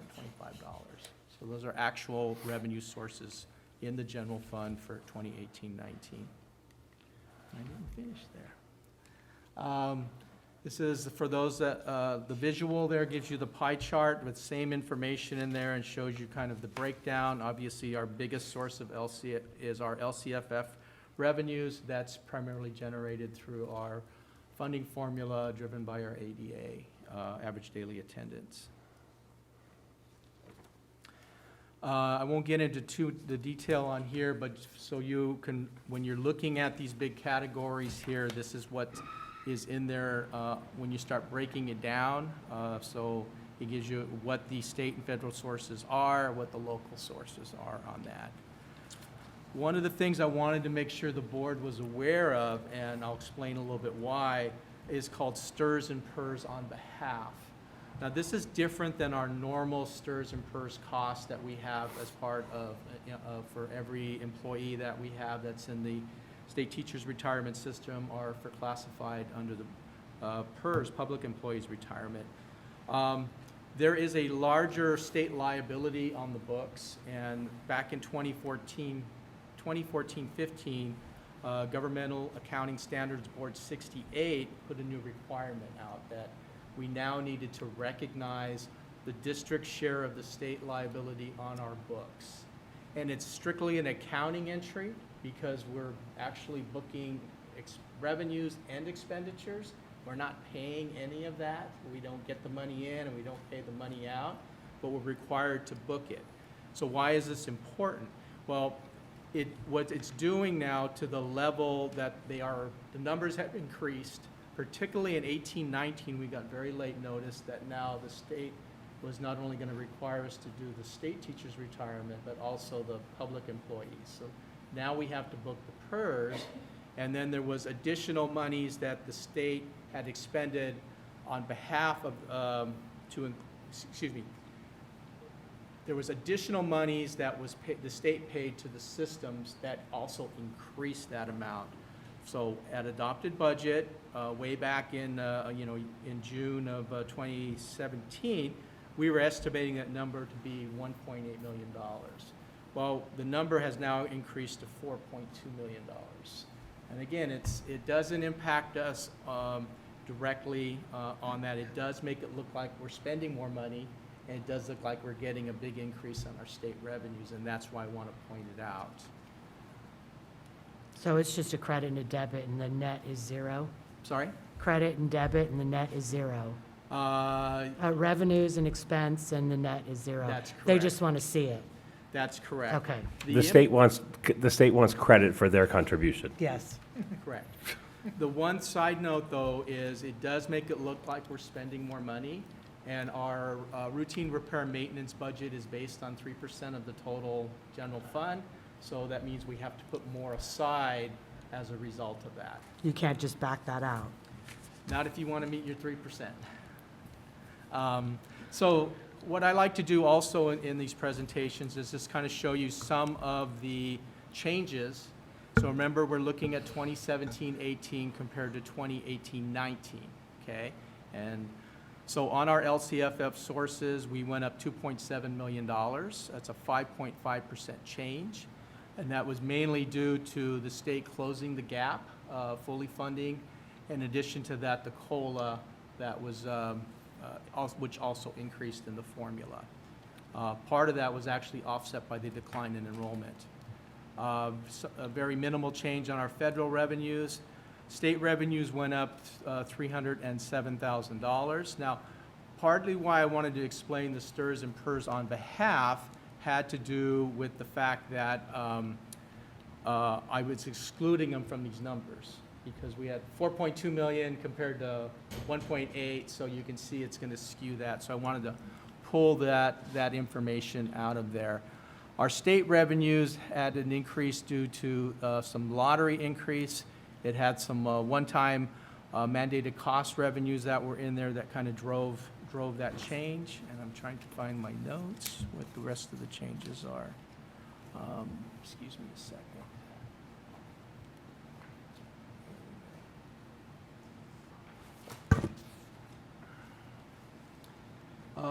Lottery mandated costs were really the big drivers on that.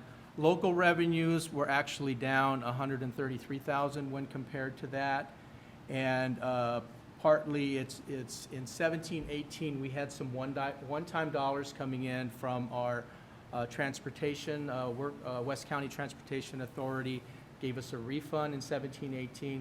There was no refund in 18-19, so our revenues went down overall.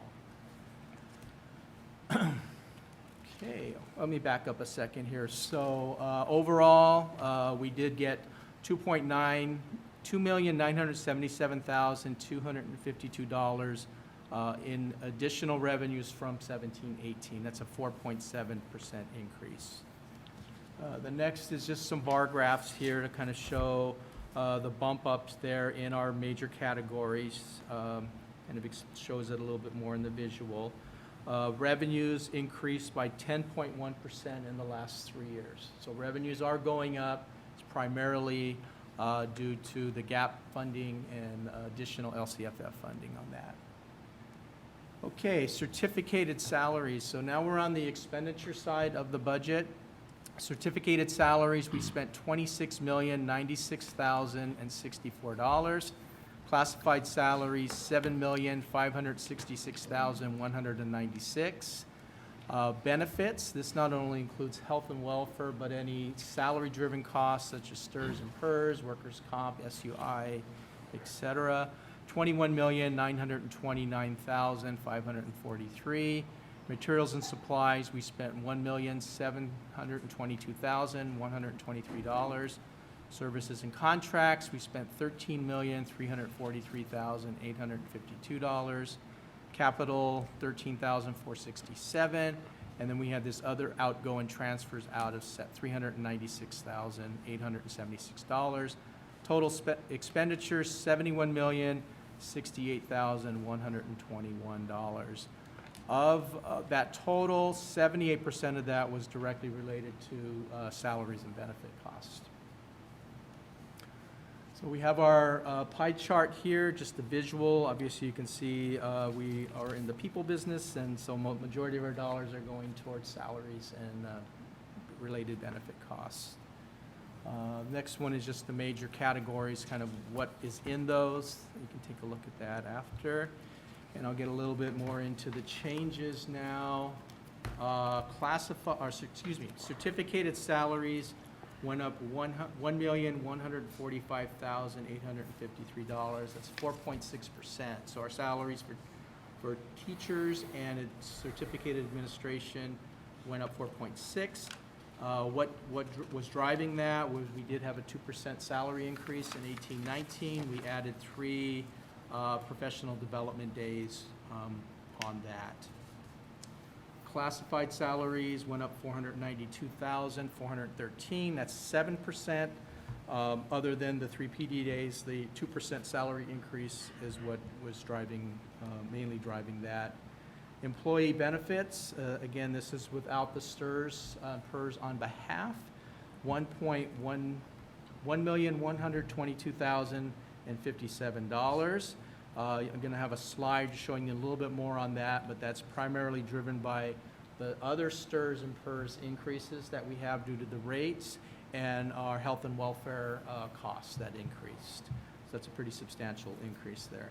Books and supplies, $78,248, 4.8% change. Service and operating went up $978,918. So the few things were happening with that. We had, we're going to talk a little bit about special ed in a minute. Some of that was driven by the increase in contract services for special ed. One of the other things, we talked about the casino funds that we had.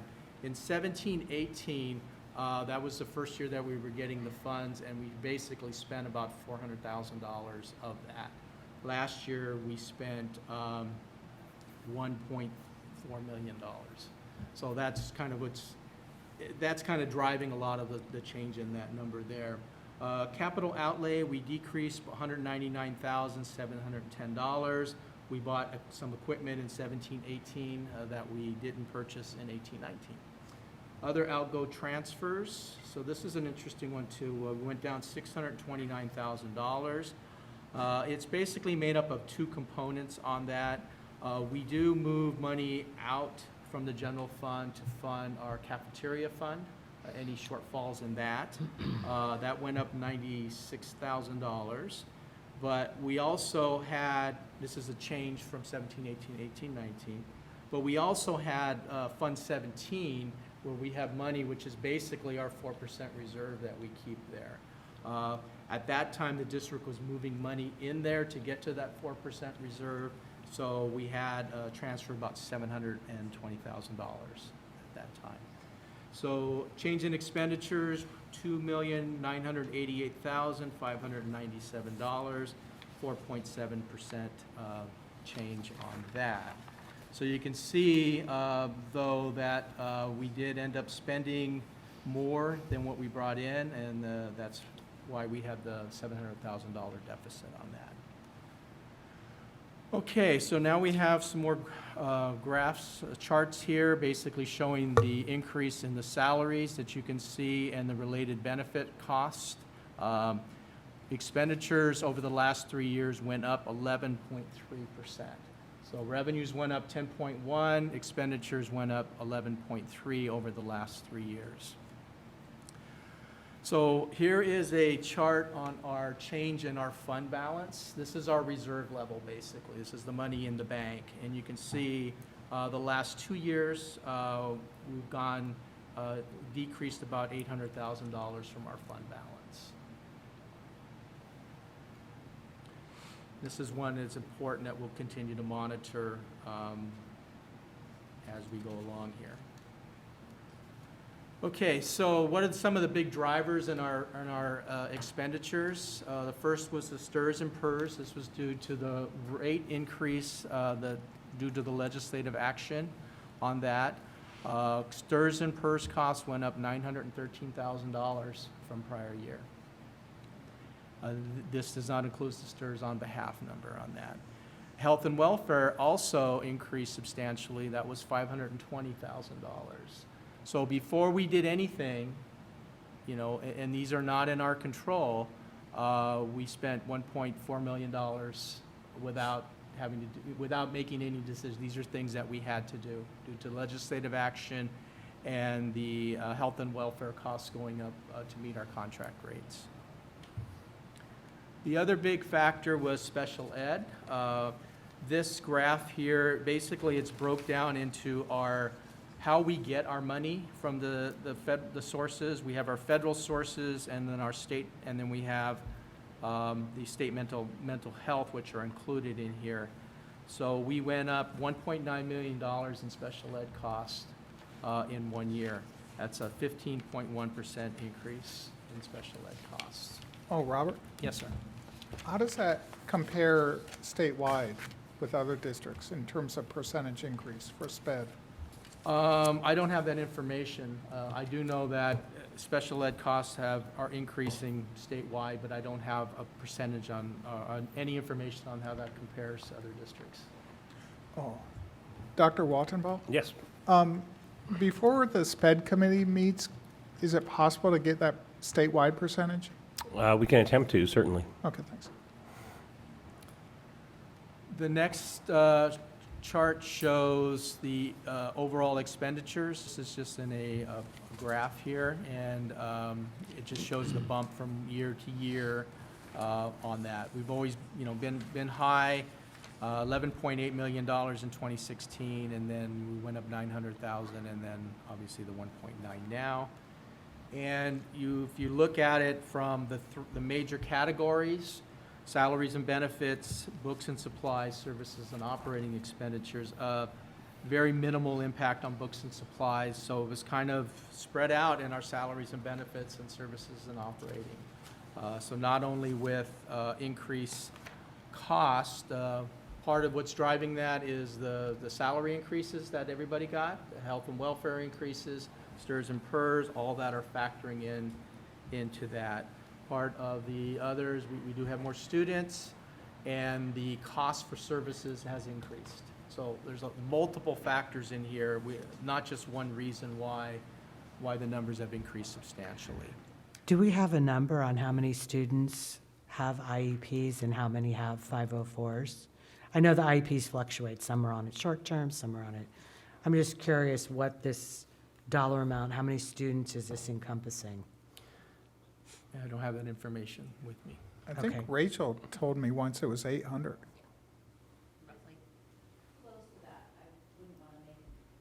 We can get those numbers for you and share them back with the board. It just helps put it in context for me. Thank you. This next one here points to another factor in this. And so the overall chart here that you're seeing would give the $14 million in general fund expenditures. This shows in the blue what our revenue sources are, which is $5,650,000. But then it also shows what we're not getting funded. And that's the red part here. That's what the district has to contribute from the general fund, and that's 61.6%. So 61.6% of our cost of general fund are coming directly from the general fund. They're not coming from our funding sources from the federal, or state, or local.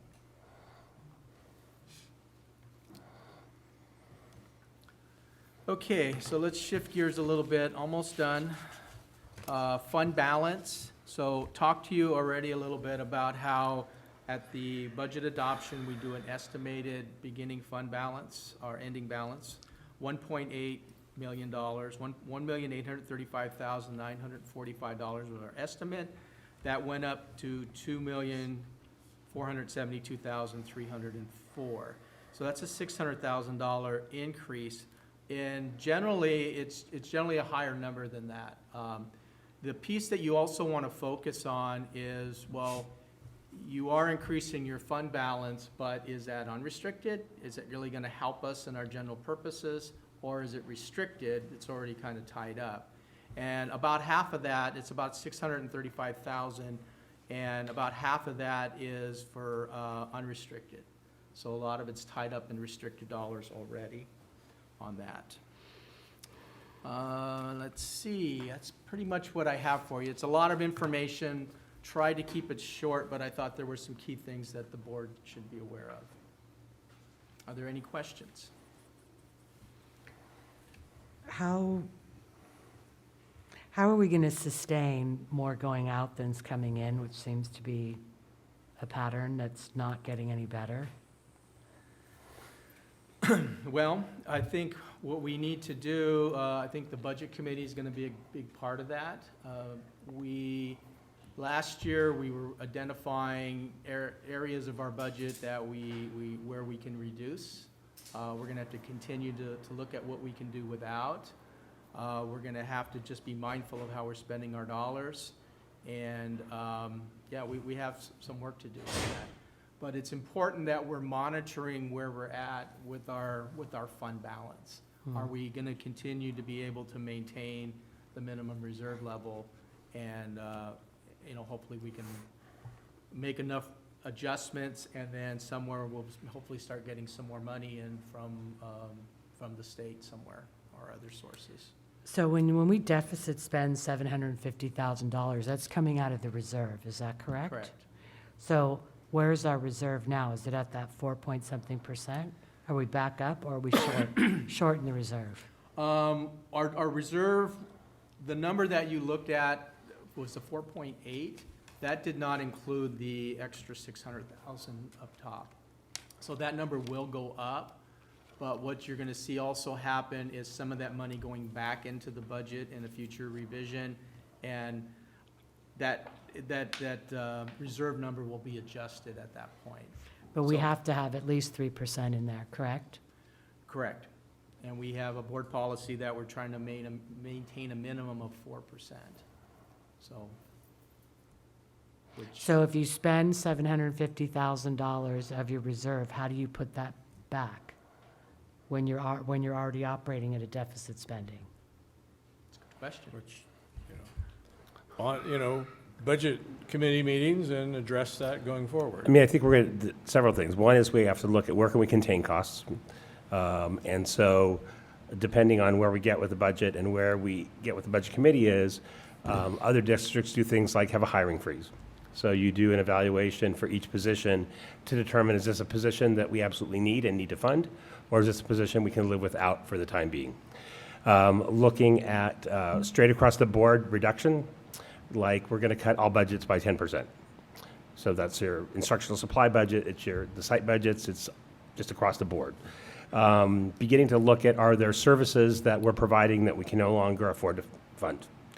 And begin looking at what are some things that are nice to have as opposed to things we need to have. And that's where the budget committee can become very useful and help identify what are those things as a community we feel like we can live without, and what are those things that we absolutely don't want to see go or change. So As well as look for other sources of income. That's rather than excellent. just making Yeah. cuts that affect the classroom. really excellent choice, excellent suggestion is to begin looking at, are there revenue sources out there? Are there grants that we can apply for that we can look at? Are there other ways that we can look at generating ongoing dollars to come into the district?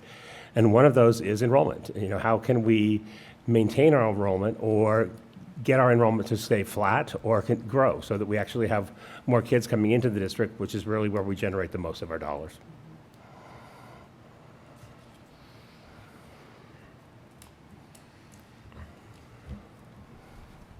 Thank you. The crystal ball, this is looking at the past.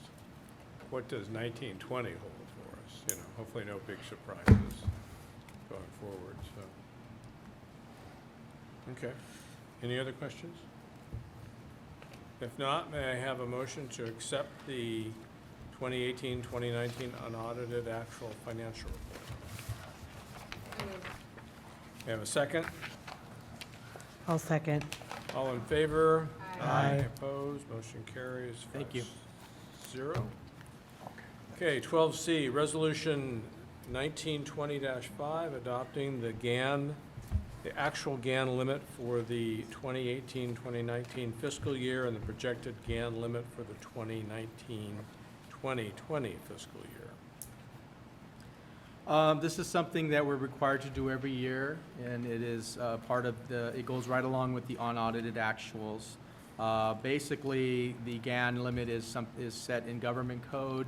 It is a very complicated, excuse me, calculation that's done. And so I went ahead and I attached a fiscal report from School Services to give you a little bit of background on that. But basically, we are within the spending limits. We do not have, revenue in excess of the appropriation limit. which is the bottom line. Questions?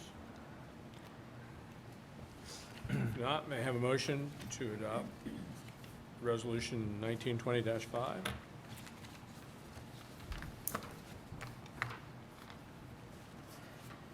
I'll make a motion that we adopt 12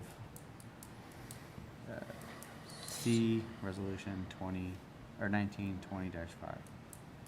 Have a second? I'll second. Roll call? Yes? Yes. Yes. Yes. Yes.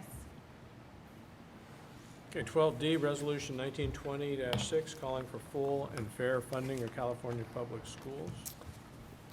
As the board will see, we're recommending approval of this resolution in partnership with the California School Boards Association and the Association of California School Administrators, as well as a number of other education organizations, looking to call on the state legislature to bring our funding so that we're equitable with other states, so that we can return to providing the students in this community really an excellent education, as we were able to when the state provided full funding for education prior to Proposition 13.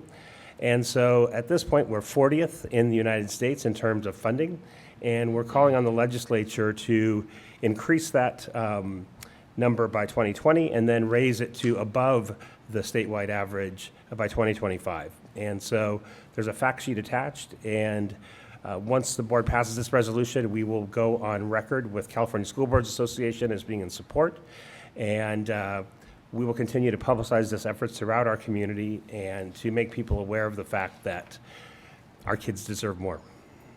Good. Thank you. Any other questions?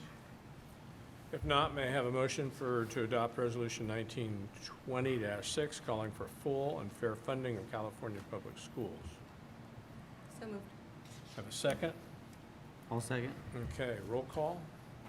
Trustee Brown? Yes? Trustee Chio? Yes. Trustee Gillies? Yes. Trustee Nod? Yes. Trustee Wilson? Yes. 12E, adoption of initial proposal for successor negotiations with CSEA, Chapter 645. Last spring, the board accepted the reopeners from CSEA, Chapter 645. We are not proposing any specific articles to open this time. We do reserve the right, however, to provide counter proposals to their proposals as we move forward. And we're doing so within the fiscal framework of the district and looking out really for the best interest of our employees and our staff and kids. Great. Thank you. Any questions? If not, I have a motion. I make a motion, we adopt item 12E. A second? I'll second. All in favor? Aye. Opposed? Motion carries 5-0. 12F, acceptance of gift and donations, rather small, we appreciate them. Supplies at Monte Vista, and books at Richard Crane for a total of $151. Have a motion to accept the gifts and donations. I'll make a motion. We accept 12F, acceptance of gifts and donations. Okay. Have a second? I'll second. All in favor? Aye. Motion carries 5-0. So 13, board member reports and future agenda items. So I will go first. Board member report, I went to one open house, and there were many. So it was exciting to see. I was at Richard Crane, and, no, it wasn't. I was at John Reed. I'm gonna get my brain situated here. So that was exciting, and other than that, it's been a busy month. So I will pass it on to whomever. I pass. Okay. Joe? I went to the open house for Tech High, which is kind of cool because I saw it when it was under construction, and then to see it where it's at, not even being completed, but it looks pretty awesome. I still really like the way it's like it's like a big circle, so it's like super open in the middle. And I just listened to the teachers talk to the parents about what they should expect or how their students should succeed. And obviously my kids go to Hahn, so I went to my daughter's TK class, and it's Miss Allen's like super sweet, and Maddie, like one of the things I really like about like the school district, and it's like a family community, is I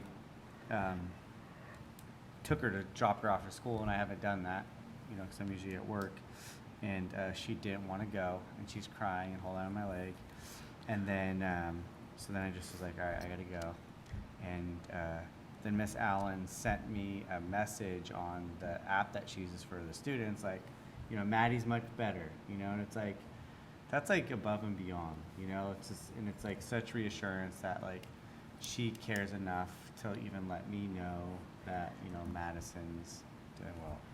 And I think that's just amazing that that's what the teachers in this district do for all the students. And it's like, I never ever have any like doubts or fears about my kids going to school. You know, I know that they're in like really good hands. And if something bad were to happen, I feel like the teachers and staff would take care of it like they're their own children. So I always feel really good about that. Did you text her back and say you're okay? Oh yeah, no, I was going. Okay, I'll Dad. I had business as usual. Yeah. But yeah, no, it was it's cool. It's super cool technology, and that they're using it in a really positive way. Good. Jim? I'll pass. Jennifer? I attended Technology Middle School's open house. It was always great to go back through the classrooms. Met with Don Rasmussen. He talked about how in one of his classes, the kids will be reading 30 books this year.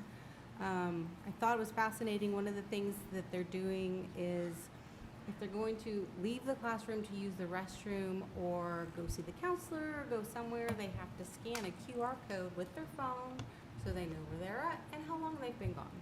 So I thought that was fascinating in order to keep track of where the kids are at. So, I'm always amazed at how much this campus has changed, the classrooms. I'm always amazed at how nice the classrooms are. So even, I know everyone loves LJ, but I just like the classrooms here. So just want to throw that out. But I do want to see the music room at LJ. Haven't been there yet, so we need a field trip. Will there be an opening for that of some type of?